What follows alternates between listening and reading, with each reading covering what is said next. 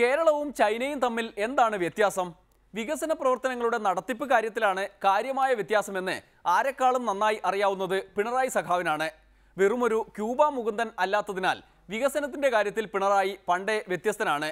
അതുകൊണ്ടാണ് പണ്ട് ചൈനയിൽ പോയതും അവിടത്തെ പോലെ ഒരു ചെറുകിട ജലവൈദ്യുത പദ്ധതിക്ക് തുടക്കമിട്ടതും. എന്നിട്ടെന്തായി? പിണറായി സ്ഥാനമൊഴിഞ്ഞതോടെ സംഗതി ദുരിതമയമായി.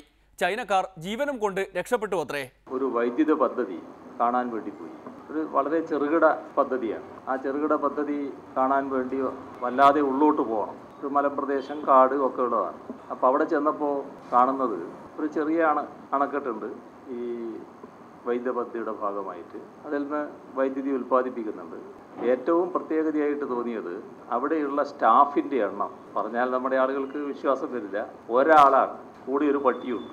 പട്ടി അയാൾ അവിടെ കഴിയുന്നുണ്ട്, അയാളുടെ കൂടി അവിടെ കഴിയുന്നത് മാത്രം. അപ്പോൾ ഇതെങ്ങനെയാണെന്ന് ചോദിച്ചപ്പോൾ അത്രയും ആവശ്യമുള്ളൂ അവിടെ. അത് ഓപ്പറേറ്റ് ചെയ്യല്ലേ ഉള്ളൂ. അതിനൊരാൾ മാത്രമേ ഉള്ളൂ.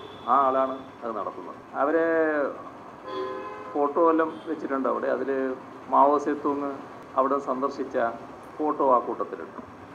അവർ പ്രാധാന്യത്തോടെ കാണുന്ന ഒരു ചെറുകിട പദ്ധതിയാണെന്നർത്ഥം. വളരെ ചെറിയൊരു പദ്ധതിയാണ്. വർഷത്തിൽ കുറേ മാസം മാത്രമേ വൈദ്യുതി അവിടെ നിന്ന് ഉൽപ്പാദിപ്പിക്കാൻ പറ്റൂ, പിന്നെ വെള്ളം ഉണ്ടാവില്ല. അപ്പോൾ ചെറുകിട പദ്ധതിയെ പറ്റി കൂടുതൽ മനസ്സിലാക്കിയപ്പോൾ അവരുടെ രീതി നമുക്ക് സ്വീകരിച്ചാലോ എന്നായി തോന്നൽ. അപ്പോൾ അവരുടെ രീതി നമ്മളതിൽ നിന്ന് വ്യത്യസ്തമാണ്. നമ്മുടെ രീതി ഒരു ചെറുകിട പദ്ധതിയാണെങ്കിൽ അത് ഇടുക്കിയുടെ ചെറിയൊരു രൂപമായിട്ടാണ് നമ്മൾ കാണുന്നത്. കുറേ വലിയ കോൺക്രീറ്റ് സാധനങ്ങളൊക്കെ ആക്കിയിട്ടുള്ള ഒരു ചെറിയ പദ്ധതിയായിരിക്കും നമ്മൾ. എന്നാൽ അവരവിടെ ചെയ്യുന്നത് അവിടെ എന്തൊക്കെ കിട്ടുമോ അതൊക്കെ ഉപയോഗിച്ചിട്ട് ഈ നിർമ്മാണമാണ്. ഏതായാലും ഒരു പരീക്ഷണം നടത്താമെന്ന് വെച്ചു. നമ്മുടെ 2-3 പദ്ധതി ഇവിടെ നടത്താൻ വേണ്ടി അവരെ ഏൽപ്പിക്കാൻ തീരുമാനിച്ചു. അത് ഉണ്ടാക്കിയ പൊല്ലാപ്പ് ചെറുതല്ല. പക്ഷേ അപ്പോൾ ഞാൻ സ്ഥാനത്തില്ല, ഞാൻ പിന്നെ വേറെ ചുമതല ആയിട്ട് മാറിയത്. എന്നാൽ അതിൻ്റെ പ്രധാനികൾ പിന്നെ ഇവിടെ വന്നാലൊക്കെ എന്നെ കാണുമായിരുന്നു. എന്തൊരു ദുരനുഭവം അവർക്ക്. അവർ ഏറ്റവും കടുത്ത ദുരനുഭവം പറഞ്ഞത് ഒരു പദ്ധതിക്ക് ആവശ്യമായ വളരെ പ്രധാനപ്പെട്ട ഒരു യന്ത്രം നല്ല ഭംഗിയായി പാക്ക് ചെയ്ത് കൊണ്ടുവന്നു. അത് നമ്മുടെ മഴയത്തവിടെ ഇട്ടു. വെയിലും മഴയും എല്ലാം കൊണ്ട് അത് നശിച്ചു. അപ്പോൾ അവരും നമ്മളെ കൂട്ടരും തമ്മിൽ തർക്കമായി. ഇത് കൊണ്ടുവരുമ്പോൾ മോശമായതാണെന്നാണ് ഇവിടുത്തെ കൂട്ടർ. അപ്പോൾ ഇവർ പറഞ്ഞ് ഇങ്ങനെ ഇട്ടിട്ടല്ലേ. ഏതായാലും കേരളത്തോടുള്ള അവരുടെ പ്രതിപത്തിയൊക്കെ വെച്ച് അത് മാറ്റിക്കൊടുത്തു. നമ്മുടെ പദ്ധതി പൂർത്തിയാക്കുന്നതിനെടുക്കുന്ന സമയം പറഞ്ഞതിൽ നിന്നും കുറേ കൂടി അങ്ങോട്ടാണ്, ഇങ്ങോട്ടല്ല, കുറേ വൈകിട്ടായിരിക്കും. അവരുടെ എല്ലാ പദ്ധതിയുടെയും നില അവരൊരു ടാർഗറ്റ് ഡേറ്റ് വെച്ചാൽ അതിനും മുൻപുള്ള ദിവസങ്ങളിൽ അത് പൂർത്തിയാക്കിയിരിക്കും. അപ്പോൾ അവരുടെ തൊഴിൽ സംസ്കാരവുമായി ഒരു തരത്തിലും പൊരുത്തപ്പെടുന്നില്ല. അങ്ങനെ വല്ലാതെ വിഷമിച്ച് ഇത് വളരെ വർഷങ്ങൾ കൊണ്ട് മാത്രമേ പൂർത്തിയാക്കാൻ കഴിഞ്ഞുള്ളൂ. പൂർത്തിയാക്കി തടി രക്ഷപ്പെടുത്തി അവർ പോകുന്നൊരു മട്ടിലേക്ക് കാര്യങ്ങൾ. ജീവനോടെ തിരിച്ചു പോകാൻ കഴിഞ്ഞല്ലോ, അതുതന്നെ ഭാഗ്യം. ചൈനക്കാർ ഇന്നലകളെ മറക്കാത്ത ജനതയാണ് എന്നതും പിണറായിയെ അതിശയിപ്പിച്ചിട്ടുണ്ട്. ഇന്നലെ എന്തായിരുന്നു എന്ന് നല്ലതുപോലെ ഓർക്കുന്നൊരു ജനതയാണ്. ഇന്ന് നല്ല താമസ സൗകര്യങ്ങളൊക്കെ ആളുകൾക്ക് അവരൊരുക്കുന്നുണ്ട്. പക്ഷെ ഇന്നലെ ഞങ്ങൾ എന്തായിരുന്നു എന്ന് കാണിക്കാൻ അതിൻ്റെ തൊട്ടപ്പുറത്ത് പഴയ അവരെ താമസ സ്ഥലം അവിടെ നിർത്തും. അത് പൊളിച്ചു കളിയില്ല.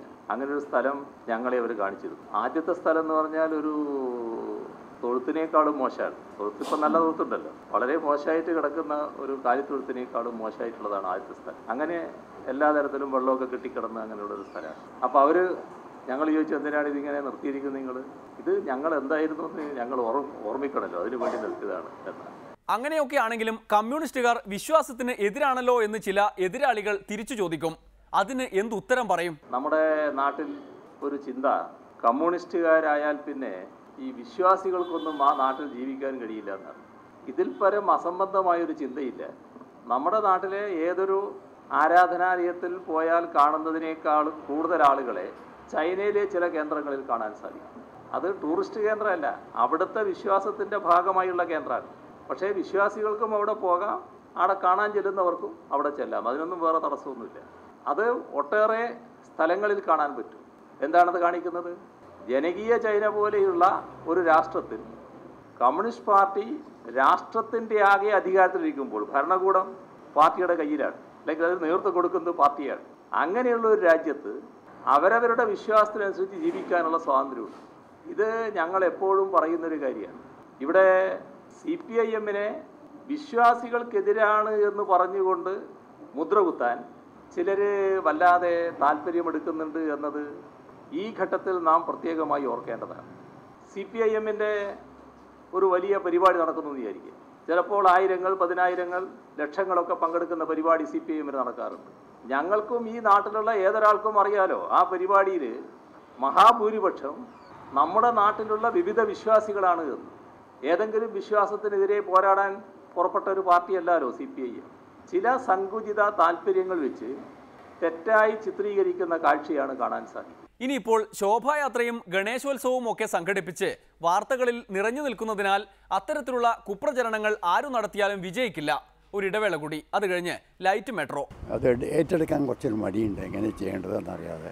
എന്തോ ഒരു കമ്മ്യൂണിക്കേഷൻ ഗ്യാപ്പ് ഉണ്ട്.